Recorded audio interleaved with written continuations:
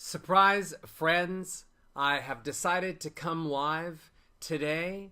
It's Wednesday, and the Academy Awards are coming up on Sunday. And even though I have a huge seminar at the Grammy Museum Friday, Saturday, and Sunday, it's still over at 4 o'clock, and I'm going to be watching the Academy Awards. But in preparation for the Academy Awards, I wanted to come on live right now and offer you a few of my predictions and talk about the award-nominated films and actors in a way that you wouldn't have maybe thought about those performances, how it relates to voice and how their voices were in the films and how their voices contributed to their characters and to potentially them winning awards. And even more importantly than that, I want to talk about how we can learn from what actors know about voice and characterization and how we can use it in our normal lives to create communications that allow us to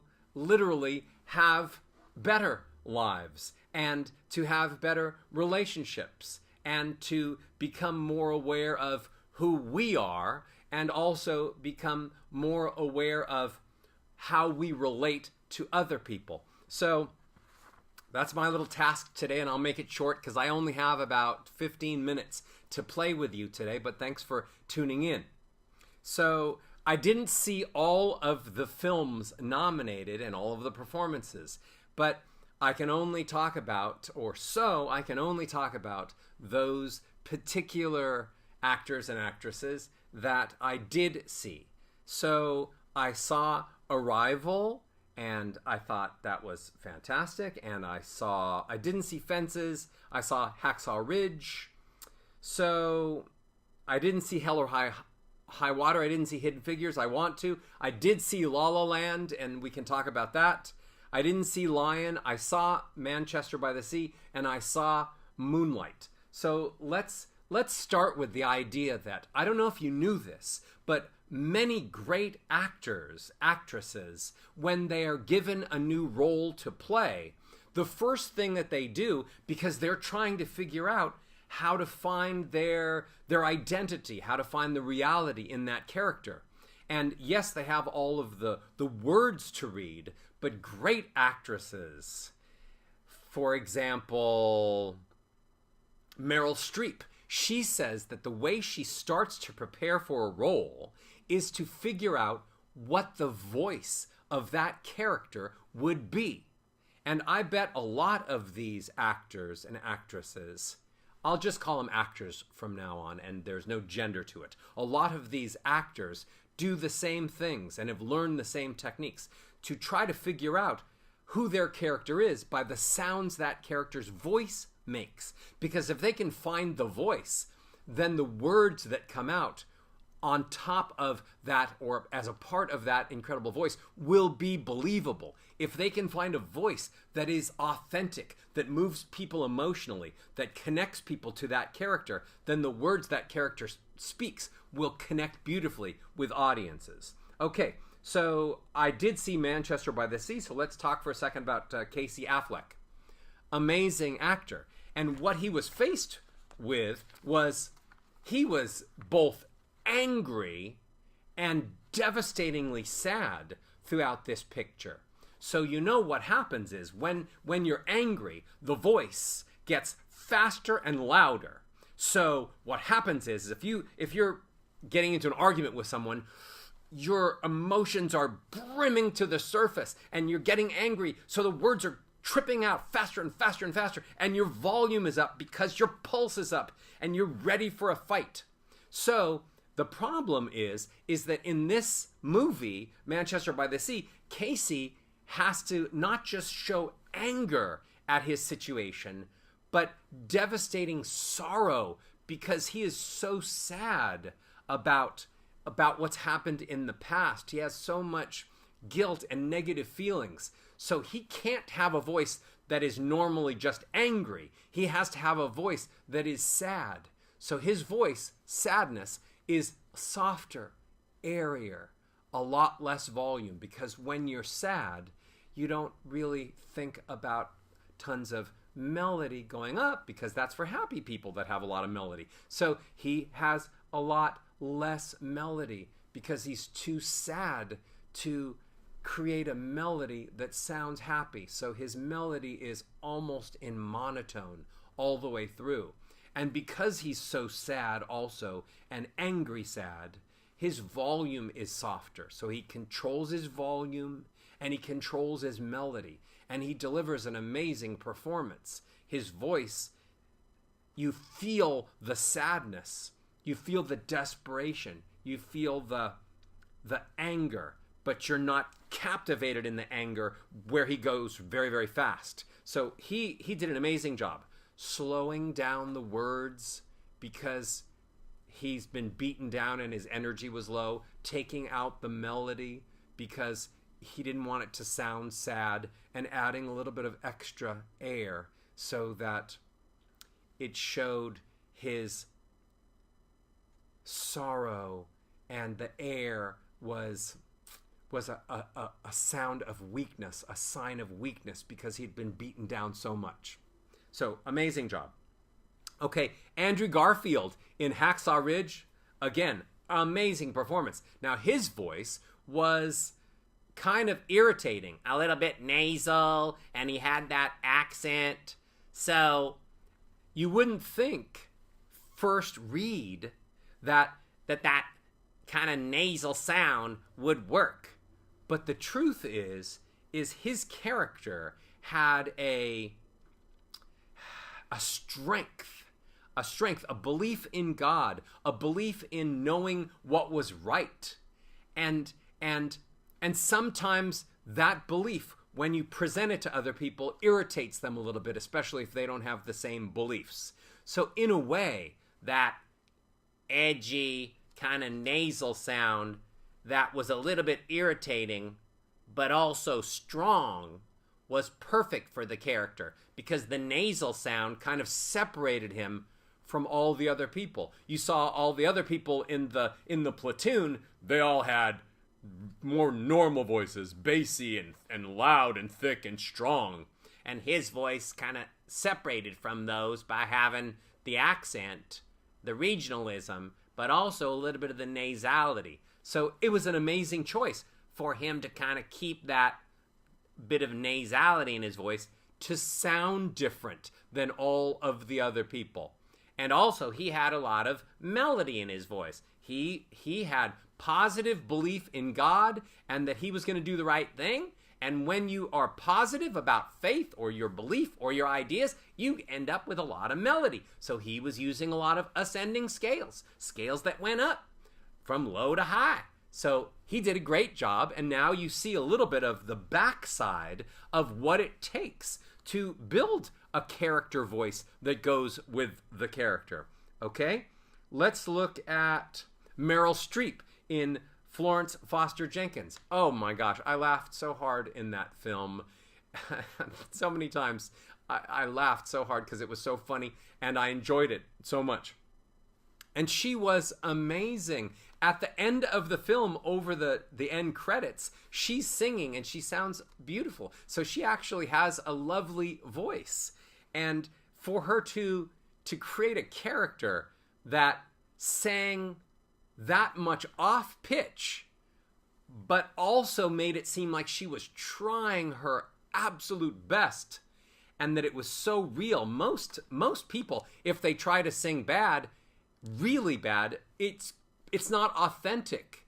But she was able to sing in a way that was showcasing how desperate she wanted to sing well, and how passionate she was, and how much she loved music, and how her heart was really in music and in song, and she managed to bring that across while singing in an absurd way, off pitch and out of rhythm and just sounding funny. So, I mean, I think that was masterful masterful. She didn't come across as someone trying to sound bad.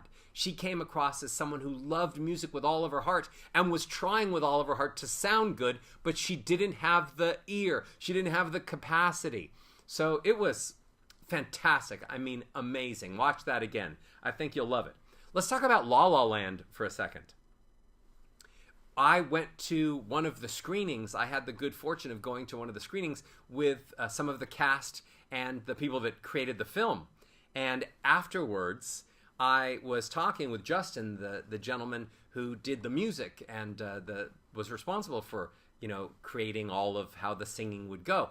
And he told me, because I asked him, I said, what was your goal in this film? He said, my goal was to have the characters sing, but not make them sound like professional singers. To have it be more real, more as if you just happen to see a bunch of people on the street and they happen to break into song, but that he didn't want it to sound like they had taken hours and hours and hours or years of voice lessons. He wanted it to be very real. And I told him that I thought he accomplished that I had the feeling that these people weren't super trained. And by the way, I really loved that film. It was amazing, from the cinematography, which was incredible. I still don't even know how they did some of those shots. That scene on the freeway where everybody gets out of the car and everybody starts to dance is breathtakingly astounding and emotional. But anyways, I think, first of all, Emma Stone, I think she can do anything. And I really enjoyed her singing. I thought it was exactly the mark, exactly the degree of what the creators of the film had in mind. That it was believable and real without sounding like she was trying to sing too hard. I was amazed by Ryan, and I know he loves music. And I knew he loved to play the piano. Years ago, I got to work with him and his band partner because he put out an album or some songs, and I got to work on that project. So I knew how much he loves music and playing the guitar and a little bit of singing. And I had worked with the lead singer of that band that he had years ago. So I knew he had an affinity towards it. So his piano playing, fantastic. Looked very believable. His singing, good enough. You believed it. No, he didn't sound like Elvis Presley back in the Elvis Presley movies. But Ryan Gosling has a sense about him that is so likable and so endearing and connects with people so beautifully. And he was able to sing and keep that connection with people. So I was impressed with the film and the performances. All right. Let's see. I'm almost running out of time. Let me see what else I want to say. I absolutely loved Moonlight and Mahershala Ali. Oh, incredible performance to have a voice that sounded like he was on the street surviving by doing whatever he had to do, but still showing a certain amount of compassion to the people that he came in contact with. A blend of compassion and street and desperation, a little extra air, only using melody when it was necessary. So not too much melody, not too much volume, and a fantastic performance. So now I want to again take a few minutes and then we'll be done to see how this relates to you. Most of you are thinking, well, actors need to learn how to use their voices to play particular roles. And I say to you, each of you watching this video today, you need to learn the same things. For example, during the day, I play the character of voice coach. So I show up, and as a voice coach, I have a big, thick voice. I wave my arms a lot. I have a lot of volume. I have a lot of melody. Those are the sounds that go with that character. But when I go home and I go into husband character, if I come in as voice coach, I've solved the problems of the vocal universe today. If I show up as voice coach at home, my wife is like, stop. Your husband, not voice coach. I don't need you to teach me anything. So I have to shift. So my husband voice is softer. It has bigger gaps at the commas and periods so that I can listen better to what she has to say. It still has melody, but it's less volume, not as fast, so it's slower and has a little less volume, still with melody and longer pauses. So I go into husband voice. And it's real because I am a husband. And the voice teacher voice was real because I'm a voice teacher. And then I see my kids, and I can't use voice teacher voice or husband voice for my kids, because if I use husband voice for my kids, they'll eat nothing but chocolate chip cookies for breakfast, lunch, and dinner. So I need a voice that is a little bit more authoritative, a little stronger, that says, stop, you're not going to eat those cookies, and you're not going to run out onto the freeway before dinner while you're eating those cookies. So I have to go into parent voice, which is, again, a little bit more volume, keeping the slowness of my speech so that they really hear each word, taking out some of the melody because I don't want to entertain them. I want them to know I'm serious, loving, caring, serious. So all day, each of us is playing these different characters.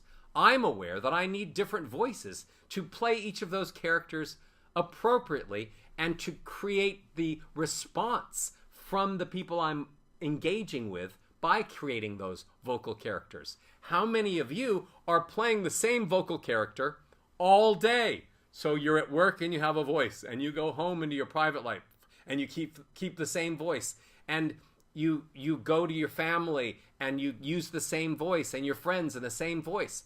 I'm telling you, you're acting at a disadvantage because that voice might work in one area of your life, but it's not working in all of the areas of your life. So I'm telling you, you need to really think about, what sounds do I make when I'm playing this role during my day? What sounds do I make when I'm playing these other roles? All authentic parts of my character.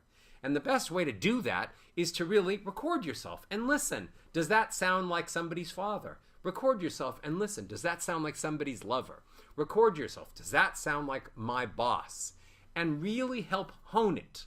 You can always go to rogerlove.com. I have tons of free videos and audios for you to listen to, and I'd love to send those to you, and great information so you can start becoming the communicator that you can, the actor that you need to be to make it through the life that will connect you with all of the other characters that are in your life. So enjoy the Academy Awards. Enjoy the rest of the week. I look forward to the next time we get to speak. I'm Roger Love, and I'll talk to you soon.